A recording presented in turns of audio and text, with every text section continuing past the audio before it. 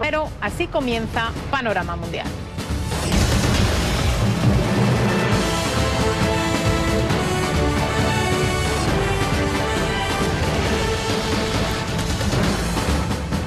Rusia está ejerciendo una clara política de ojo por ojo. Moscú ha ordenado la expulsión de diplomáticos de al menos 19 países. Es una medida de reciprocidad, porque esos países expulsaron a diplomáticos rusos de sus territorios en solidaridad con Gran Bretaña. Esto, recordemos, tras el envenenamiento de un ex doble espía ruso y su hija en suelo británico el pasado 4 de marzo.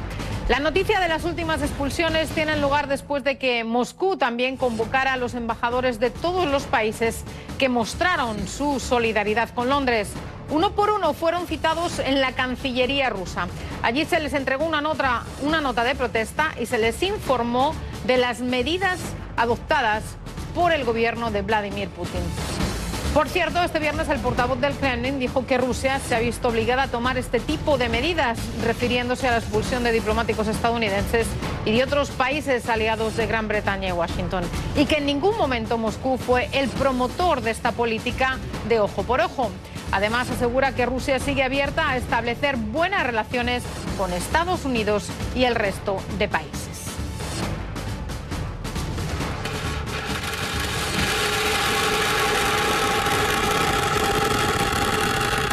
Y Rusia está mostrando su poder y su actitud desafiante no solo a través de la diplomacia, también a nivel militar. Este viernes Moscú realizaba el lanzamiento de su nuevo misil balístico intercontinental. Su nombre, mejor dicho, su apodo, ya es motivo de preocupación: Satán II. El presidente ruso Vladimir Putin ha dicho que es un arma casi invencible y, según la agencia estatal rusa, es capaz de alcanzar objetivos tanto a través del Polo Norte como del Polo Sur. Vamos ahora con Manolo González Moscote. Él se encuentra en Moscú y ha ido siguiendo todas estas noticias. Muy buenas noches para ti, Manolo. Muy buenas noches, Ana María. Gusto en saludarte. Bueno, cuéntanos cuál es la situación de estos diplomáticos que, como decíamos, han sido expulsados de Rusia, y también los embajadores de todos esos países han sido convocados por la Cancillería rusa.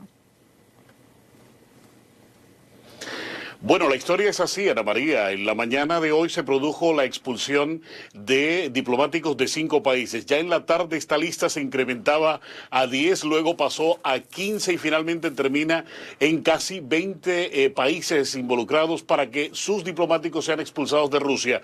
Y esto sumado a lo que pasó en el día inmediatamente anterior, cuando se recomendaba la expulsión de 60 diplomáticos de los Estados Unidos. Pero lo cierto es una cosa: la diplomacia está en este momento en mucha fragilidad, sobre todo entre Rusia, la Unión Europea, Rusia y Estados Unidos.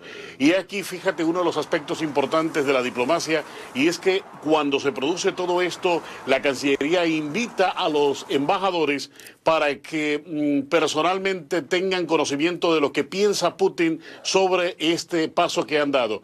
Pero hubo una embajadora, la señora René John Vos, de la embajadora de Holanda, la que ha prácticamente hablado en nombre de todos los diplomáticos, sobre todo de la Unión Europea, y esto es precisamente lo que contó la reacción de ella frente a esta acción de Rusia.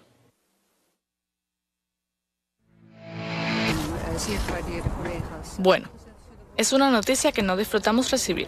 Sin embargo, no expulsamos a 2 diplomáticos rusos la semana pasada por nada. Estoy repitiendo aquí esto otra vez. Hubo un terrible ataque con un arma química en Salisbury, aquí en el continente europeo. Es por eso que hemos expulsado a los 2 diplomáticos. Esa era una contramedida con la que teníamos que lidiar.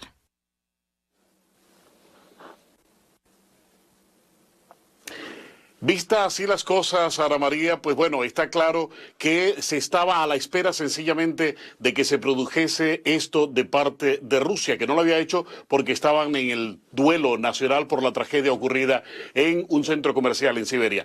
Pero hay algo bien importante de todo esto, y es que Rusia le está pidiendo precisamente a la parte inglesa que le permita ser parte de las investigaciones, que le permita acceso a los expedientes, a la vez que que hace ya 2 semanas abrió un expediente interno para averiguar, para tener un poquito más claro el camino de lo que ha pasado supuestamente desde Moscú, desde Rusia hacia Inglaterra, pero la parte inglesa todavía no le ha contestado el hecho de que sí, que le permitan tener acceso al expediente que se está abriendo allí, y las investigaciones en la forma que se están llevando por parte del Scotland Yard, Ana María. Ahora, Manuel, ¿qué nos puedes decir en cuanto a esta prueba que ha realizado Moscú con este misil interbalístico? Un misil que el propio Putin ha dicho que es casi invencible, que tiene un nombre diabólico, Satán II. Sí, así es, Ana María, lo ha calificado la OTAN, este tipo de misil. Recuerde que él habló de estos misiles, de este tipo de nuevas armas que entrarían a formar parte de la fuerza coheteril de Rusia a los primeros días de marzo. Muchísimos lo tomaron como que Putin estaba haciendo unas bromas, Putin estaba desfasado, o lo estaba haciendo como parte de la campaña porque estaba a unas 2 semanas de las elecciones de Rusia y para mostrarse potente, fuerte, ¿verdad?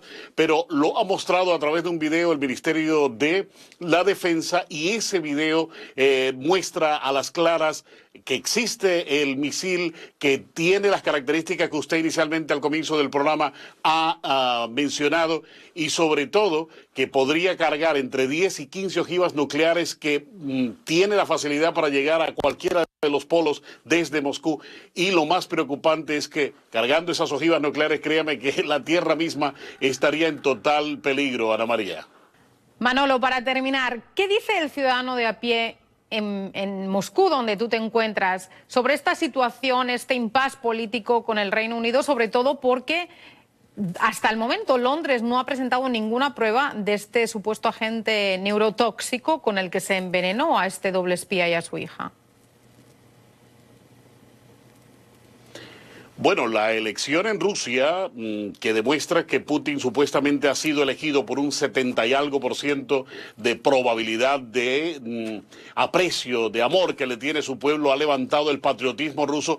El ruso de a pie le dice a uno en la calle que no creen absolutamente nada de esto, piensan que esto es un complot de Inglaterra de pronto hacia Rusia por la nueva fuerza económica que tiene, porque el Mundial está a puertas ya en unas cuantas semanas, y esto precisamente es lo que piensan ellos. Pero también le dicen, es que queremos buena relación con Europa y también queremos relación con los Estados Unidos, no queremos estarnos peleando, ni que se haga una reedición de la Guerra Fría, que esto sea una Guerra Fría 2, no los quiere la gente en la calle, Ana María. Gracias por el informe. Manolo González Moscote, desde Moscú. Muy buenas noches, Manolo.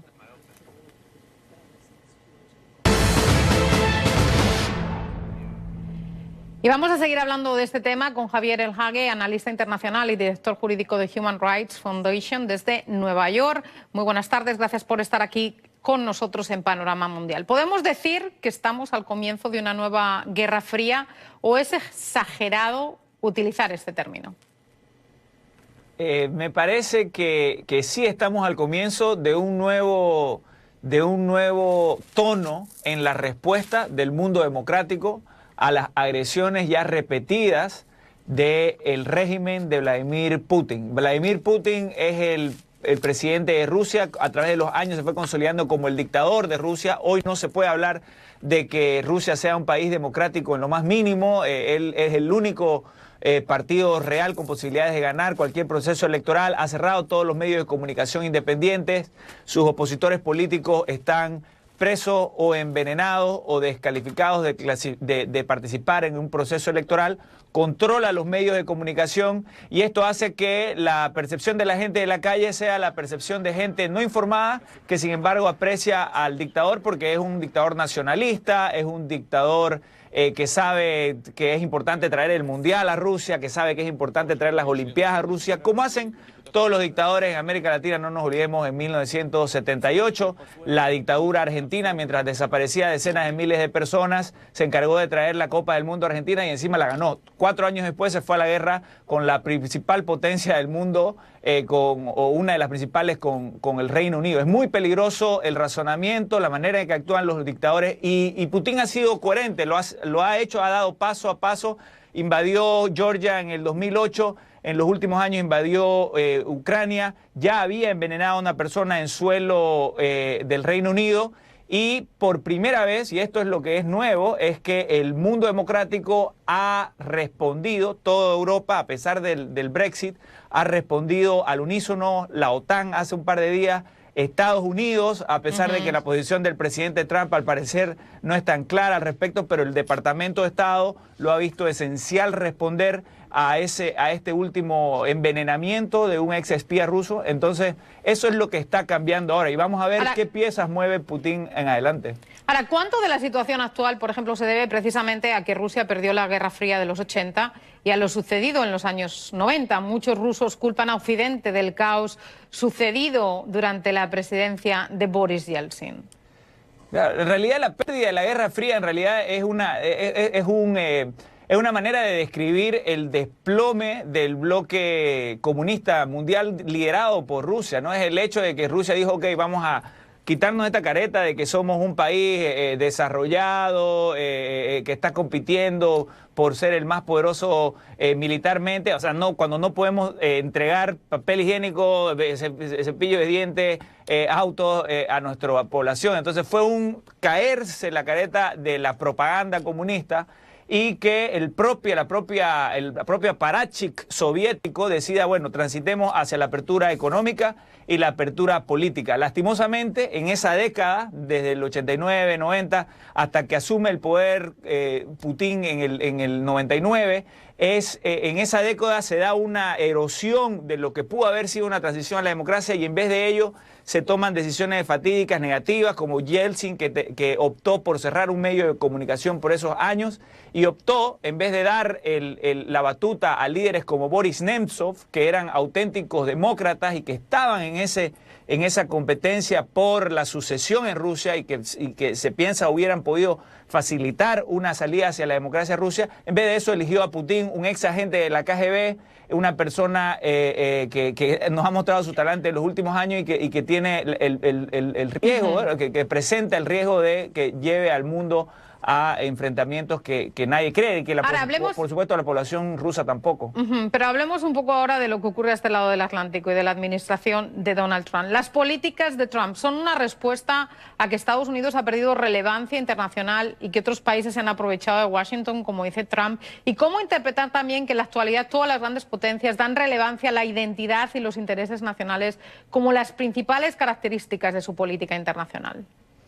Sí, de hecho, si Trump fuera presidente de un país pequeño, un país latinoamericano, por ejemplo, donde haría borrón y cuenta nueva de toda la Cancillería, probablemente la administración de Trump sería más parecida a la de Putin, en el sentido de que sería una administración más nacionalista. Se lo está viendo con políticas mercantilistas en el ámbito económico.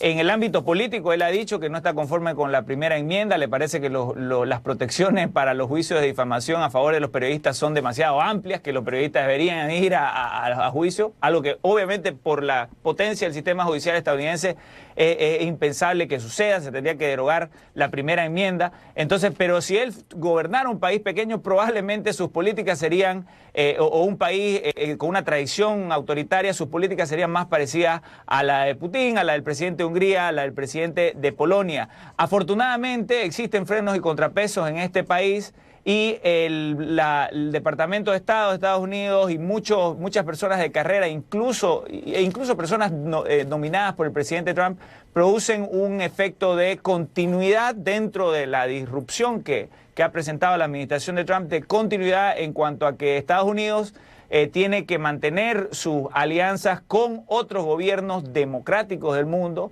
En la medida de lo posible tiene que continuar comerciando, no entrar en este tipo de guerras, de llamadas guerras comerciales, de proteccionismo mercantilista, y abrirse al mundo más bien, y esa es la gran disyuntiva en la que se encuentra Estados Unidos en este momento, pero que en el campo militar no tiene competencia, ¿no? Entonces es muy importante que el liderazgo de Estados Unidos en el ámbito de las relaciones internacionales y en el ámbito militar se canalice por un lugar razonable, por un lugar muy bien asesorado por otras fuerzas amigas de Europa, del mundo democrático europeo, en el marco de la OTAN, Canadá, y que en esa medida las decisiones que se tomen sean responsables y no sean caprichos del líder. Esperemos que así sea. Gracias por su análisis. Javier El Hage, analista internacional y director jurídico de Human Rights Foundation desde Nueva York. Muy buenas tardes. A usted por la invitación.